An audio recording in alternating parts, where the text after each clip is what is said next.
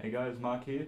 So the initial idea for this very first video was going to be to walk you through some of the podcasts I've been listening to recently and the podcast player I use, Pocket Casts. I was halfway through doing that when something happened that changed my mind as to what I wanted to maybe upload for this first video. So the other night I was in the other room watching TV on the couch and heard a loud thud. Looked in a few of the other rooms, didn't see anything, so I thought it came from outside. Then decided to have a quick look in the computer room in case something had fallen over, and I come in to find this. So without any warning or signs of any problems, I come in and find my monitor face down on the desk on top of my keyboard, with the stand still sitting in its original place, hasn't moved. But you can see by the photos here, the plastic stand has completely sheared off. Now, I've had this monitor for about 4 months now. Been a really good monitor. It's a 1080p 32-inch HDR monitor, which served me really well. And yeah, came in to find this without any sort of forewarning, so it was a bit of a shock and a bit of a disappointment. So, after seeing the state of the monitor, which, as you can see by these photos, also has a completely cracked internal panel, so completely unusable, or the left-hand side anyway.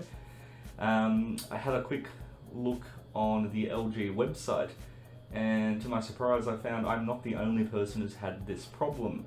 There's a few other reviews on Amazon as well, which other people have supplied photos, and it looks like the exact same thing has happened to them as well. So hard to say for sure if it's a inherent design flaw or if there was just a bad batch where the plastic stand wasn't up to standards and they didn't catch these in time before they left the factory. But yeah, still a bit of a surprise, a bit of a shock, and like I said, a bit of a disappointment. So I took it back to the shop that I bought it from, and didn't take the monitor actually. I just took some photos on my phone to show them what had happened, and their first reaction was, well, that shouldn't happen, it can't just happen on its own.